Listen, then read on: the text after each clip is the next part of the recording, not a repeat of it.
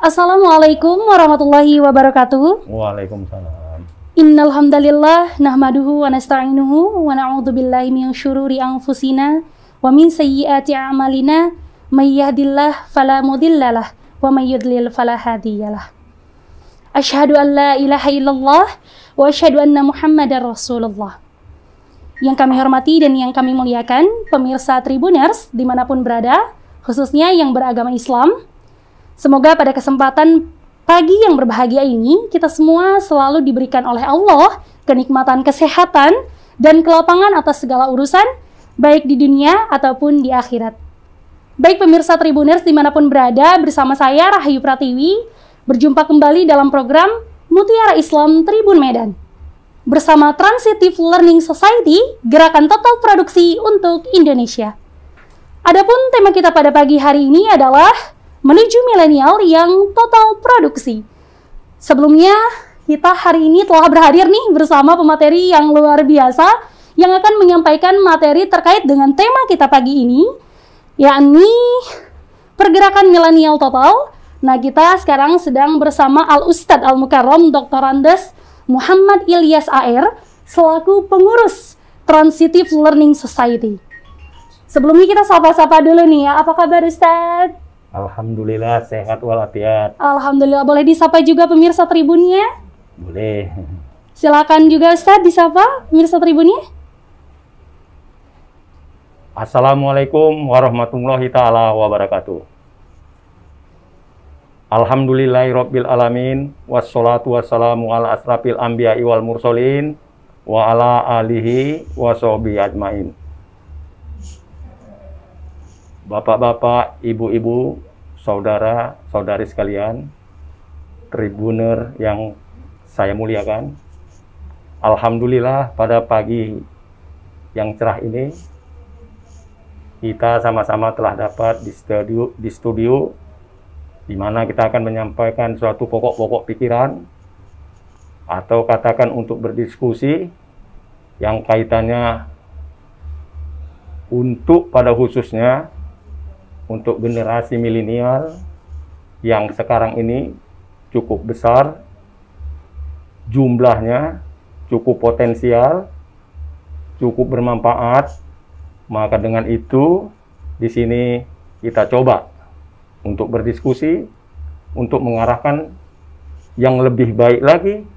Generasi yang akan datang ini, generasi milenial akan melahirkan suatu ide-ide, akan melahirkan suatu kreativitas, akan melahirkan suatu gagasan-gagasan pemikiran yang mulia dan bermanfaat untuk bangsa dan negara.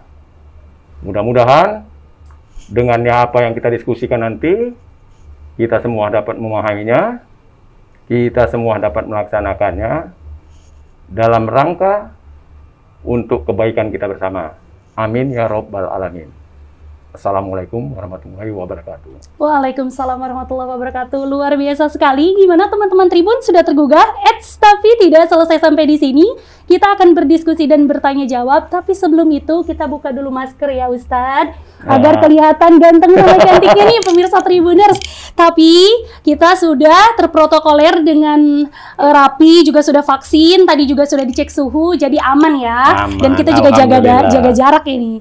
Jadi teman-teman Tribuners dimanapun berada, tema kita kali ini masih membahas nih tentang keterlibatan kaum milenial dalam membangun agama, bangsa, dan negara ini. Luar biasa kan temanya?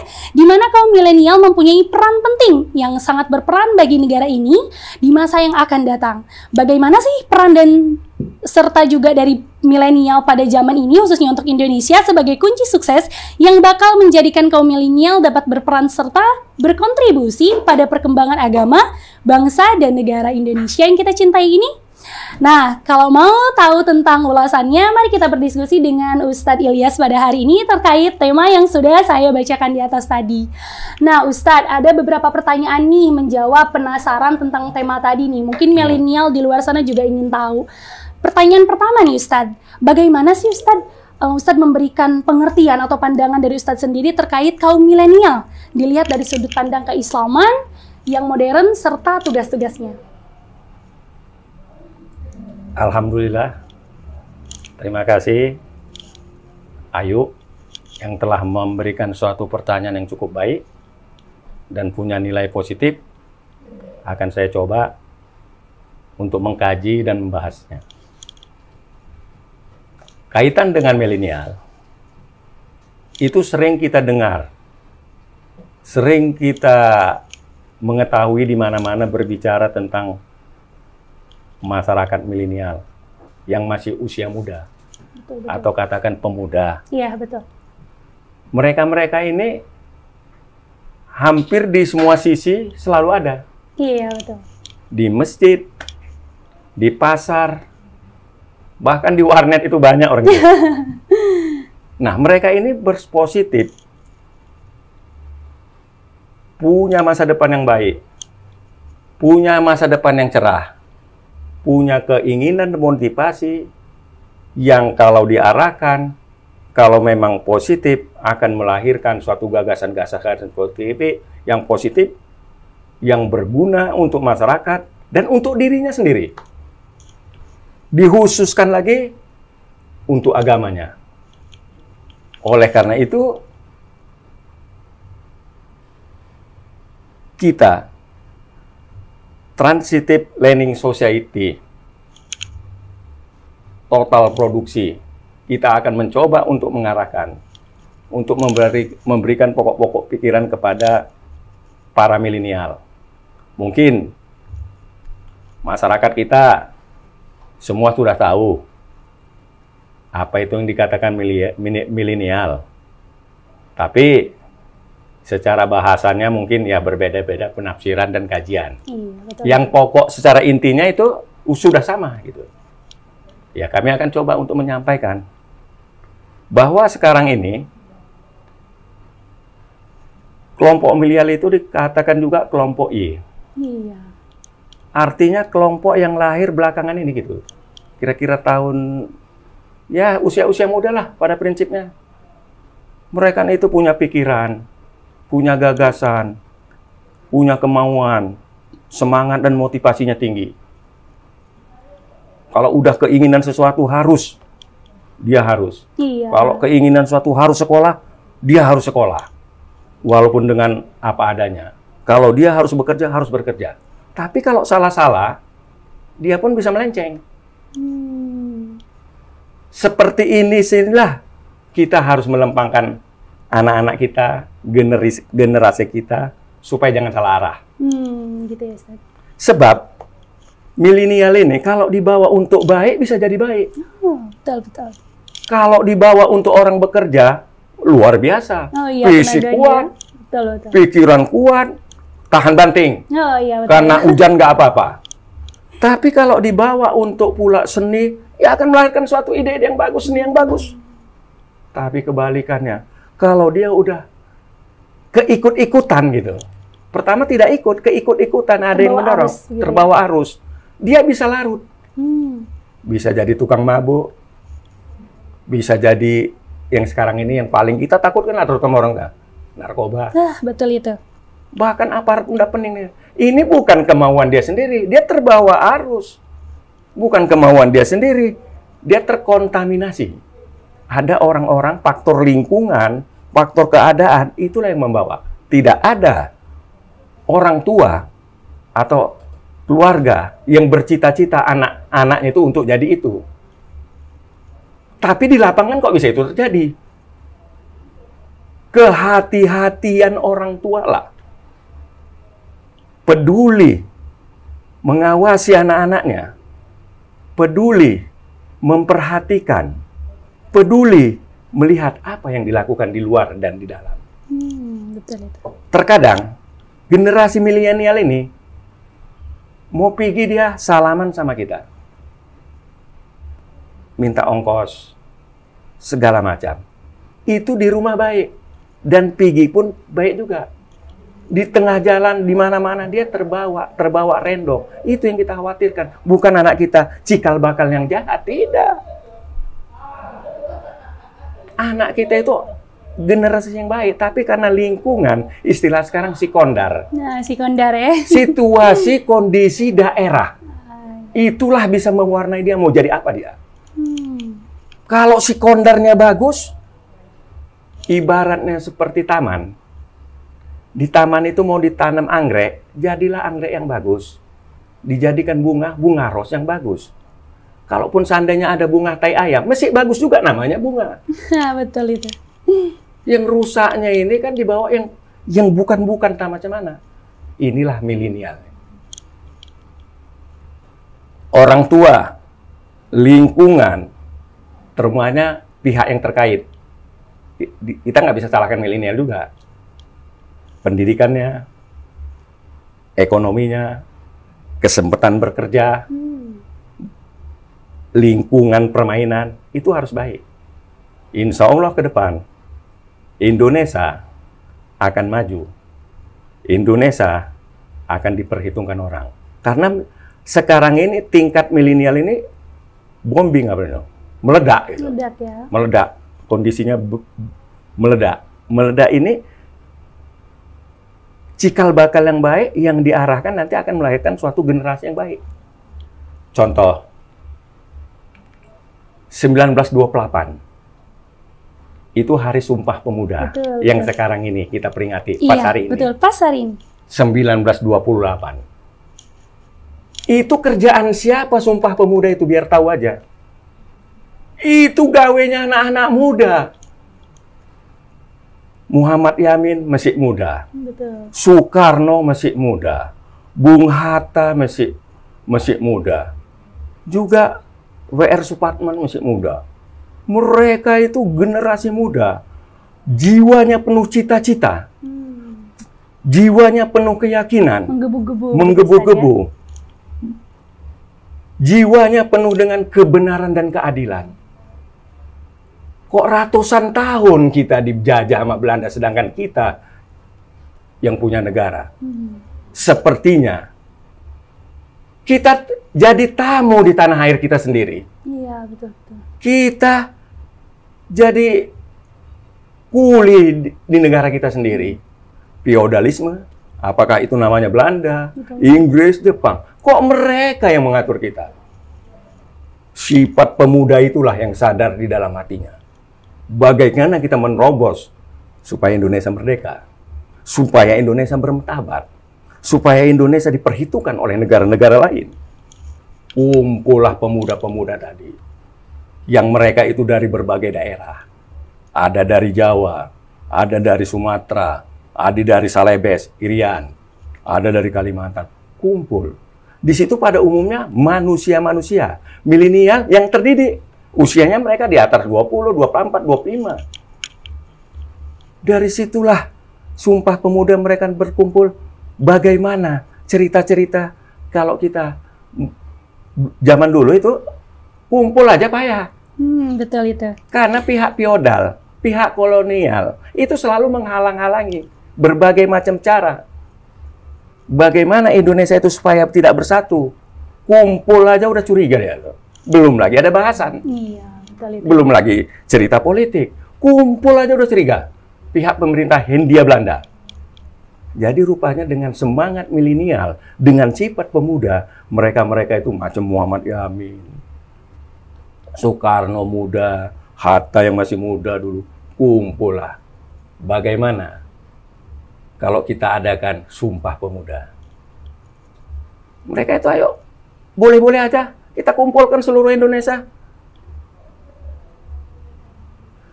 Mulai dari Sabang sampai Merauke, siapa yang bisa hadir? Maka terjadilah Sumpah Pemuda. Yang tanggal 1928, itu yang kedua, pertemuan yang kedua.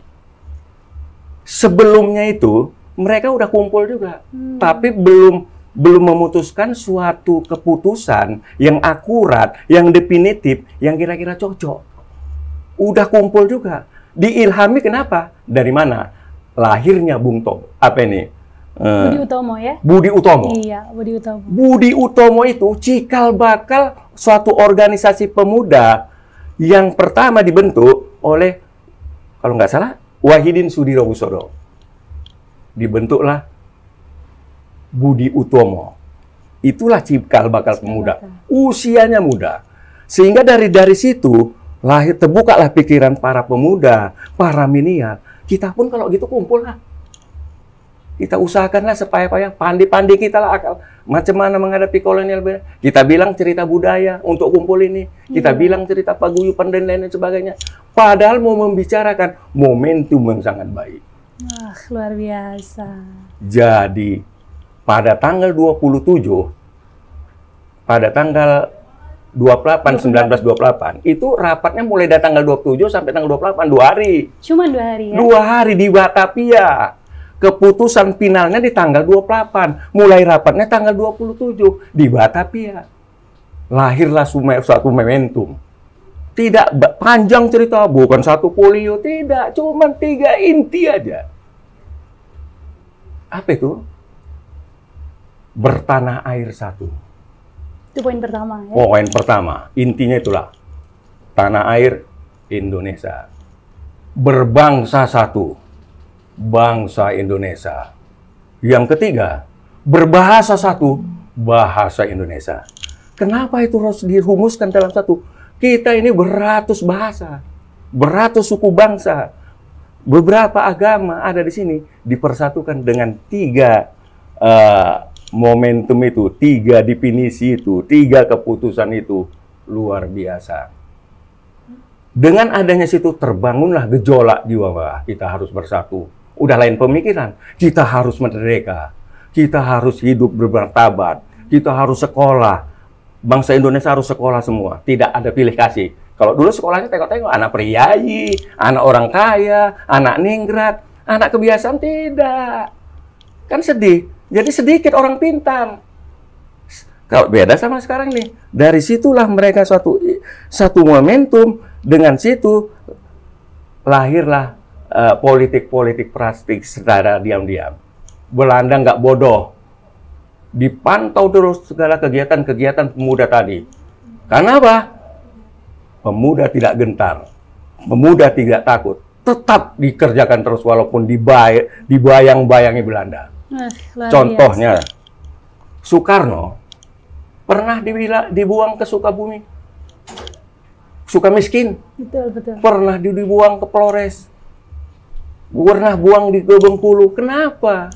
Ini sangat bahaya menurut pemerintahan, akan bisa menggoyahkan kita. Bung Hatta Syahrir dibuang ke Digul. Banyaklah pemuda-pemuda saat itu yang tidak dikasih kesempatan. Iya. Diancam, dibuang, dipisahkan sama orang tuanya. Bahwa orang tuanya yang kerja di pemerintahan kolonial Belanda pada saat itu, Bapak-bapak, kalau ada anak-anaknya jangan membuat satu perkumpulan. Larangan bapaknya ditekan supaya anak nggak buat perkumpulan seperti Budi Utomo dan lain itu. Tapi lantaran semangat milenial, semangat pemuda, nggak peduli mereka. Apa yang terbangun di dalam hatinya? Hidup atau mati? Merdeka. Wah, luar biasa. Jadi pertanyaan yang tadi disampaikan nih Tribuners menjawab sudah dari pertanyaan pertama, jawaban yang disampaikan oleh Ustadz Ilyas tentang pengertian kaum milenial secara historis nih. Tadi sudah diungkap juga bagaimana sejarahnya, ada Sumpah Pemuda, kemudian tugas-tugasnya. Jadi sebenarnya sudah efektif tugas-tugas milenial itu, tapi tergantung dengan fasilitas dan prasarana yang ada hari ini untuk membangunnya, begitu ya Ustadz? Yeah. Kita lanjut ke pertanyaan kedua, Tribuners. Pertanyaannya, bagaimana menjadi milenial yang aktif dan produktif, di mana tantangan terbesar saat ini bagi milenial adalah era digitalisasi dan teknologi yang berkembang. Nah, menurut Ustadz, silakan dijawab. Benar. Berbicara tentang milenial, identik kita dengan ya digitalisasi. Digital, yang namanya online pintar, ya, yang namanya banyak itu, entah apa-apa itu namanya, segala macam. Itu mereka menguasai. Hampir sesehariannya lebih sampai lupa makan kadang-kadang. Asik di digital itu aja. Tuntutan itu nggak boleh ditolak. Tidak boleh dienyahkan. Tidak. Tapi diseleksi. Ada apa digital itu?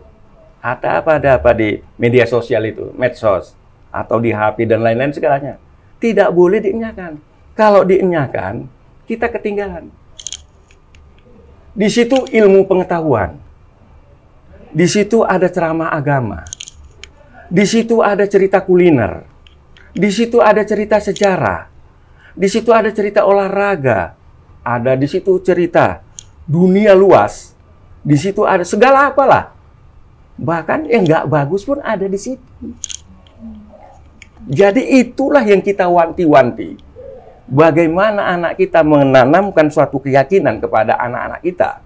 Terutama yang milenial, yang masih sekolah. Anak, kalau yang gitu-gituan itu nggak usah digituin. Itu berdosa, haram. Bapak nggak suka yang kayak gitu. Bagus kamu buka cerita pertanian. Bagus kamu kalau yang perempuan cerita kuliner. Yang gitu-gituan nggak usah. Itu bisa terbawa random. Karena medsos ini ada suatu kelompok meracuni bisa dengan ini penyakit gampang. Mendoktrin ya. Mendoktrin. Bisa doktrinasi yang tadinya orang-orang nggak biasa-biasa aja jadi bandel. Ya, yang tadi kita orang alim-alim jadi radikal. Yang tadi kita orang-orang ramah tamah, pemarah.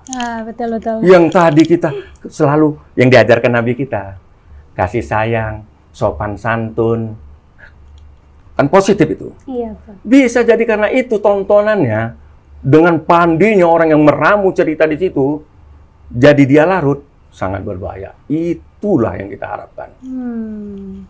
Yang terutama dari pihak pemerintah, dia harus selektif. Kalau yang bakal bahaya, ya dicekal atau macam mana lah caranya. Kalau yang kira-kira mulai anak bangsa, kaitannya dengan pendidikan, kaitannya dengan ideologis, kaitannya dengan pekerjaan, kaitannya dengan sosial kemasyarakatan, kaitannya dengan segala macam keagamaan. Kalau kira-kira bakalan bahaya, tidak perlu disensor. Dan bagaimana caranya? Mereka punya cara tersendiri. Jadi tidak segampang itu. Di satu sisi manfaatnya ini, kalau dulu lah, misalnya kita mau pigilan depan orang meninggal, entah 2 hari atau seminggu baru dapat berita. Kalau sekarang ada meninggal misalnya di Kabupaten Simalungun, tadi meninggal jam 2:05, awak udah bisa tahu, tinggal pergi aja. Kan bermanfaat HP yang seperti ini. Tapi kebalikannya, kalau salah, berbahaya juga. Terutama kaum milenial yang mudah terbawa random tadi, awal saya katakan, pemuda itu, milenial itu selalu cepat larut, tergantung siapa yang membawanya. Kalau dia menjadi suatu tukang kebun yang baik harmonis, akan jadi kebun yang indah. Kalau dia jadi tukang kebun yang tak baik, ya banyak hutan dan lalang. Tergantung sampai di mana pembinaan-pembinaan itu. Dan anak-anak kita itu yang muda-muda itu, harus kita jejali orang tuanya. Nak, yang begitu itu nak, nggak boleh nak. Yang begini-gini nak, nggak boleh nak. Kita pun harus kontrol juga. Dengan keahlian ibu sendiri, orang tua sendiri. Kalau nggak, anak kita marah juga ini. Anak sekarang itu asik melawan aja tuh. Pandi-pandilah kita mendidik anak. Insya Allah, anak-anak kita, generasi milenial, akan melahir suatu gagasan, pemikirannya, ideologi, pemahaman, kerja, etos kerja, dan lain-lain sebagainya. Inilah yang kita harapkan. Oke Tribuners, kita lanjut ke pertanyaan yang selanjutnya. Ini pertanyaannya Ustadz, Islam Transitif itu kan sangat concern nih terhadap tagline-nya. Tagline-nya itu total produksi untuk Indonesia. Nah, menurut Ustadz nih, bagaimana Ustadz bisa menjelaskan itu terkait dengan tagline tersebut? Oh, begini. Kaitan tagline itu, menurut teori marketing, itu sekarang kita sangat mudah itu. Dalam hal pemasaran, dengan video segala macam lah, visual, mudah dan gampang. Ini disenangi anak-anak muda ini. Dalam surga ditengoknya dia tahu ini, oh ini sedap gitu. Nah, di saat itulah dalam itu kita masuk ya anak-anak milenial itu kita ajari seperti itu, tapi dalam rangka positif. Sehingga marketing dia itu menyampaikan suatu pokok-pokok pikiran untuk apakah dia ada pikiran mau berdagang, ada menyampaikan di reklame-reklame singkat dan tepat, ya kan? dia itu akan menghasilkan income per kapita bagi dia. Juga untuk orang banyak. Pada akhir dia, milenial itu produktif. Total produktif. Jadi bukan hanya sekedar gitu-gitu aja. Pemuda milenial yang produktif, itulah yang kita harapkan. Jadi bukan pula punya anak muda sekarang ini hanya semua emak, semua bapak. Dia harus tangguh, harus cerdas, harus profesional, harus mandiri. Silahkan manfaatkan itu, medsos itu tadi. Dalam rangka apa? Ya bisa nggak dia mengajar bahasa Inggris di situ. Kan dia dapat jasa. Dia mengajar Al-Quran, silakan. Dia memasarkan suatu produk-produk, silakan. Dia memasarkan suatu, kaitannya dengan pertanian, dengan tanam-tanaman, dan apa. Padahal kan menguntungkan dia, dan menghasilkan dan orang banyak. Itu yang kita harapkan. Jadi kita nggak kaku, organisasi milenial ini. Tidak kaku, tidak macam mongol-mongol gitu. Mudah lembek gitu. Dia tetap percaya diri bahwa saya bisa, bahwa saya mampu, bahwa saya akan berbuat. Manfaatkanlah digital yang selama ini dia miliki. Apakah lagi namanya dagang online, apa-apa itu lah, buka lapak, entah apa macam lah. Yang positif. Apakah mengajari ngaji, bahasa Inggris, dan lain-lain sebagainya. Positif. Nah, kalau itulah udah terbangun di dalam generasi milenial, itulah transitive society, learning Transitive society. transitive society. Wah, Tribuners, begitu ya penjabaran dari tagline produksi total Indonesia dari Transitive Learning Society. Tadi dikaitkan juga dengan adanya perkembangan teknologi begitu ya. Kita lanjut ke pertanyaan terakhir. Ustadz, apa kira-kira kontribusi yang harus dilakukan oleh kaum milenial nih agar terus berperan, terus mempunyai kemajuan dalam perkembangan agama dan bangsa juga negara? Bisa dijelaskan secara singkat mungkin menurut Ustadz? Insya Allah. Jadi milenial ini harus produksi, total produksi. Yang jelas kita harus tahu juga apa arti produksi.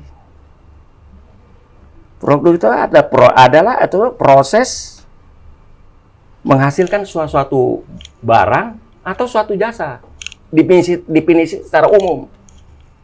Produksi itu proses menghasilkan suatu benda atau suatu barang atau suatu jasa.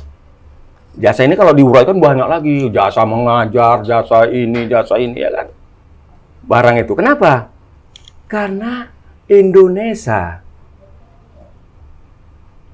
yang tanahnya subur makmur, dengan garis pantai yang panjang, dengan flora dan fauna yang luar biasa, dengan kandungan emas di Freeport yang luar biasa, diakui emas Indonesia. Tapi kenapa masih banyak di sana bertelanjang dada? Karena mereka tidak cerdas.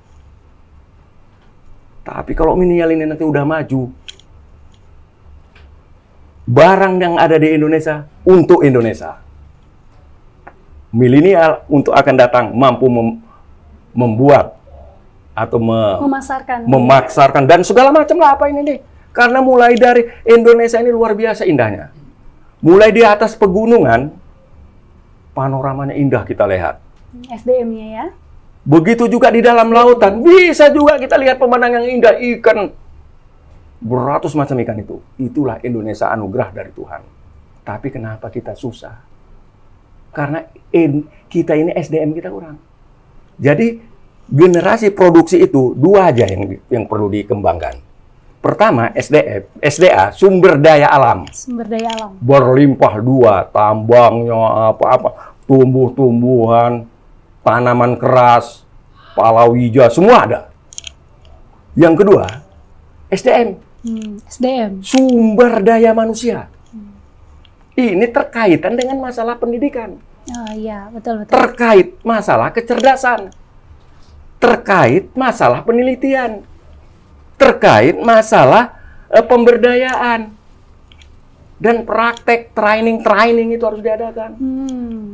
Jadi tidak bisa. Jadi pada prinsipnya, dengan adanya seperti itu, kita mempunyai generasi orang-orang Indonesia yang skill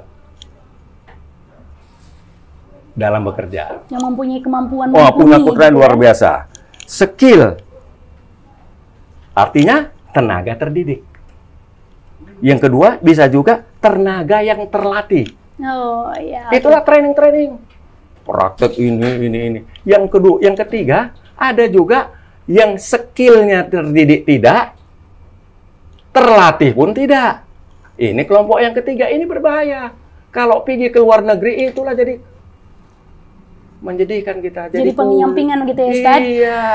Wah, luar biasa. Di bangsa Ustaz. kita pun gitu, di negara kita. Anggar tenaga dia itu yang dianggarkan. Kuatnya tenaga. Kita tidak begitu. Harus skill kita buatkannya. Mungkin kalau kita olah kelapa sawit bisa berbagai macam.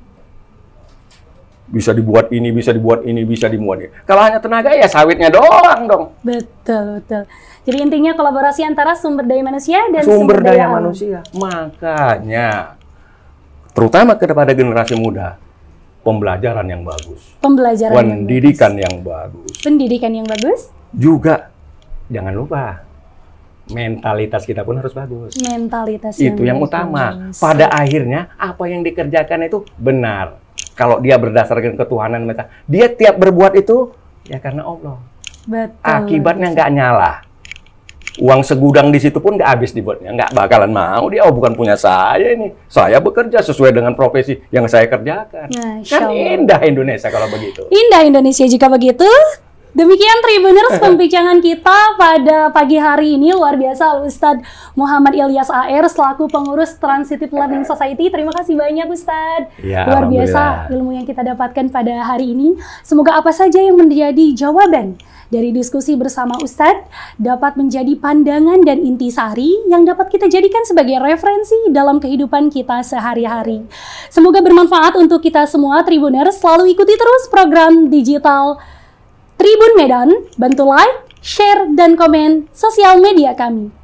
Jangan lupa juga, silakan kepoin Instagram, YouTube, dan Facebook Tribun Medan. Terima kasih kepada semua, dan terima kasih kepada narasumber yang luar biasa atas dukungannya kepada sponsor Awi Coffee, Indodes, dan seluruh pendukung acara ini. Saya Rahayu Pratiwi dari Studio Tribun Medan bersama narasumber pamit undur diri. Wassalamualaikum warahmatullahi wabarakatuh. Waalaikumsalam.